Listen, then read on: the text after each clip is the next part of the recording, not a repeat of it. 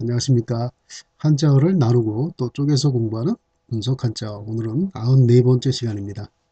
자, 오늘 공부할 한자어는 어떤 것인지 한번 우리 다음 그림을 보면서 함께 생각해 보도록 하겠습니다.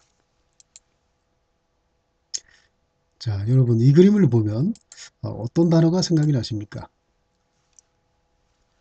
자, 이분은 이제 당뇨로 인해서 여러 가지 질환을 앓고 있는 그런 모습인데요.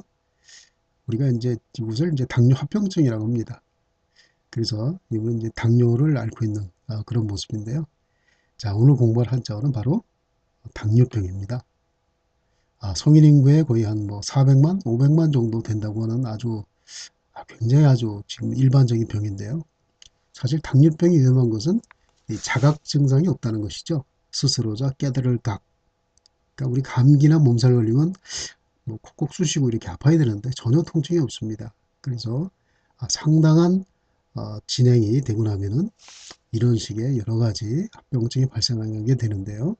이렇게 되면은 사실은 너무 늦게 된 것이죠. 그래서 이 당뇨병이 갖고 있는 그런 치명적인 여기 합병증을 이렇게 쭉 나열해 놨습니다. 자, 구체적으로 당뇨병이 어떤 것인지 우리 한 글자씩 한번 알아보도록 하겠습니다. 자, 이 당자라는 것은 그 엿이란 뜻인데요. 엿당입니다. 뿐만 아니라 사탕탕 이런 뜻을 가지고 있습니다. 우리 탕수육할 때 그 탕자를 씁니다. 사탕탕자. 사탕은 달죠. 숫자는 물숫자인데 육자는 돼지고기를 뜻하는 것입니다. 고기 육자. 그래서 달달한 약간의 식초와 달달한 물을 달달한 그런 육수를 만들어서 그 튀긴 돼지고기에다가 이렇게 부어서 먹는 그런 요리가 바로 탕수육이죠. 자, 이 엿이란 글자는 여기 보면은 쌀미자와 당나라 당자로 이렇게 구성이 되어 있습니다. 그래서 쌀로 만든 것이 바로 엿이다 이런 뜻인데요. 그 엿을 만들려면은 일단 밥에다가 어떤 엿기름을 집어넣고 그러면 이제 밥이 이렇게 삭는다고 합니다. 그래서 그것을 불에 불을 이렇게 가열시켜서 이렇게 졸이면은 그렇게 이제 엿이 나온다고 하는데요. 그 엿기름이라는 것은 하나의 어떤 효소 역할을 하는데요. 그 우리가 엿기름이 어떤 것인지 한번 보도록 하겠습니다. 엿기름이라는 것은 말 그대로 어떤 엿으로 만든 기름이 아니고요. 요 이제 보리싹입니다. 보리에다가 물을 이렇게 집어넣고 싹을 트게 하면은 이런 모습이 되는데요. 요것을 이제 말린 것이 바로 엿기름이라고 합니다.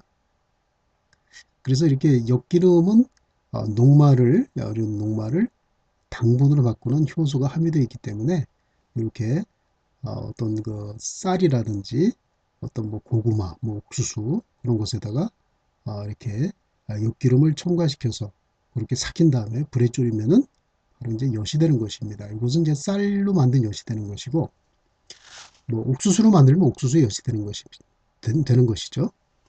자, 이게 바로 엿이란 의미입니다. 그 뇨라는 것은 이게 이제 오줌이라는 뜻인데요. 오줌은 물이기 때문에 여기 물숫자가 들어가 있습니다. 그 요것은 바로 이제 주검시라고 하는데요.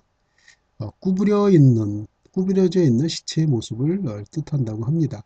그래서 뿐만 아니라 엉거주춤 이렇게 서 있는 그런 사람의 모습인데요. 이렇게 서 있는 사람, 우리 소변 넣을 때 이렇게 엉거주춤하게 서 있지 않습니까?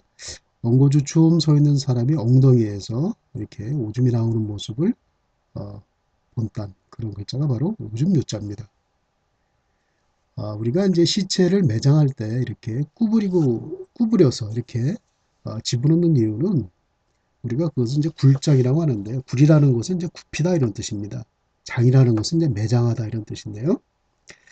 우리가 이제 아기가 어머니 뱃속에 있을 때 이렇게 팔과 다리를 이렇게 오므리고 있지 않습니까? 구부린 상태에서 있는데 우리가 그렇게 이제 그 시체를 그렇게 구부리는 이유가 바로 태아의 그런 모습을 흉내낸 것이라고 합니다. 그래서 다음 세상에서 다시 태어나기를 기원하는 그런 의미로 이렇게 사람이 죽었을 때 이렇게 애기처럼 팔다리를 이렇게 구부려서 그렇게 매장하는 것을 바로 이제 굴장이라고 하는데요. 이러한 형태의 그 매장은 굉장히 오래전부터 시작이 됐다고 합니다. 신석기 시대부터 그렇게 아, 매장을 했다고 하는데요. 우리나라뿐만 아니라 일본에서도 이러한 것이 발견된다고 합니다. 자, 병이라는 것은 어, 여기 보면은 이제 이것을 병질력 이렇게 이런 뜻으로 갖고 있는 병력 뭐 이렇게 표현하고 있는데요. 침대에 누워 있는 그런 환자의 모습을 이렇게 뜻하고 있습니다. 그 병자라는 것은 여기서 남력병 이런 뜻인데 이 글자에서는 하나의 발음 요소로 사용되고 있는 것이죠. 일종의 발음기어로 사용되고 있는 것입니다. 그 천간의 세 번째죠. 갑을병정 할 때 갑을병 세 번째 모습입니다. 또 빛나다 이런 뜻을 또 가지고 있죠.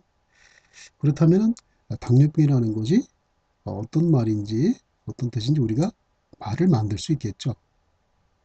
엿 오줌병 이렇게 한자는 이렇게 조사가 없기 때문에 우리가 상상력을 발휘해서 이렇게 문장을 만들어야 됩니다. 오줌에 이렇게 달달한 엿이 들어있는 그런 병입니다. 그죠? 이걸 이제 포도당이라고 하는데요. 포도당이 오줌에 섞여서 포도당이라는 것이 이제 세포로 들어가야 되죠. 세포가 일을 하기 위한 하나의 에너지원이 되는 겁니다. 자동차가 움직이기 위해서는 휘발유라는 에너지가 필요하듯이 휘발유는 에너지원이 필요하듯이 사람도 에너지원이 필요한데요. 그런데 그러한 포도당 자체가 혈액을 통해서 다 빠져나가기 때문에 사람이 어떻습니까? 기운이 없고 또 혈액에 끈적끈적한 당분이 항상 차 있기 때문에 혈관이 막히는 것이죠. 그래서 여기 보시면 망막이 이렇게 혈관이 막혀서 망막에 어떤 문제가 발생되는 것이죠. 말초라는 것은 끝말자, 초자라는 것은 나무 끝을 초라고 하는데요. 이렇게 나무가지 끝처럼 혈관의 그 끝부분, 손끝이나 발끝에 어떤 신경병, 혈관이 막히기 때문에 이제 그런 현상이 나오는 것입니다. 투석도 마찬가지입니다. 신장에 그 혈관이 막히다 보면은 신장이 제 기능을 못 하겠죠. 그러면은 신장에 어떤 인공 투석을 해서 그 혈액 속의 노폐물을 그렇게 분리해서 배출하고 또 필요한 영양소를 혈액 속으로 집어넣는 그런 것을 바로 인공 투석이라고 합니다. 이 족보, 다리의 어떤 병변이 이렇게 병의 모습이 나타나게 되고요. 뿐만 아니라 뭐 성기능 장애도 발생이 되고 어쨌든 여러 가지 자율신경병, 예, 스스로 이제 통제하는 신경이 어쨌든 제대로 작동이 되지는 않는 것이죠. 그리고 심장의 어떤 혈관 자체가 관상동맥이라고 하죠. 그런 동맥 자체가 이렇게 잘 막힙니다. 그리고 동맥도 이렇게 탁탁하게 굳어서 사실은 그 뇌출혈 또 중풍의 그런 위험성이 굉장히 큰 것이죠. 뿐만 아니라 그 뇌혈관이라는 게 굉장히 미세한데 혈액 자체가 이렇게 점성이 있기 때문에 뇌가 그렇게 막히는 그런 또 증상을 가지고기도 합니다. 자, 이게 당뇨병이 굉장히 무서운 이유는 바로 자각 증상이 없기 때문이라고 제가 말씀드렸는데요. 항상 이렇게 당뇨병에 주의하는 그런 식습관을 갖고 꾸준한 운동이 사실 필요하다고 합니다. 자, 그렇다면 속도사전에서는 어떻게 설명이 되어 있는지 한번 보겠습니다. 자, 이렇게 한자가 병기되어 있는 건 기존사전하고 똑같은데 사실 우리가 한자를 읽기만 해서는 아무런 의미가 없겠죠. 우리 한글로 이렇게 표현되어 있어서 우리 초등학교 1학년만 해도 다 읽지만 읽는다고 뜻을 아는 건 아니죠. 우리가 한 글자씩 뜻을 이렇게 공부하지 않으면 아무리 우리가 읽어도 쓸모없는 그런 글자에 불과하게 마련입니다. 그래서 이 엿당 오줌료 병병 이런 식으로 한 글자씩 우리가 뜻을 알다 보면 한자도 자동으로 알게 되는 것이죠. 자, 여기 보면은 포도당이 많아져서 당뇨가 그러니까 달달한 단성분이 들어있는 오줌이죠. 포도당이 들어있는 오줌이 오랫동안 계속되는 병이다. 그래서 이러한 증상을 보여주고 있습니다.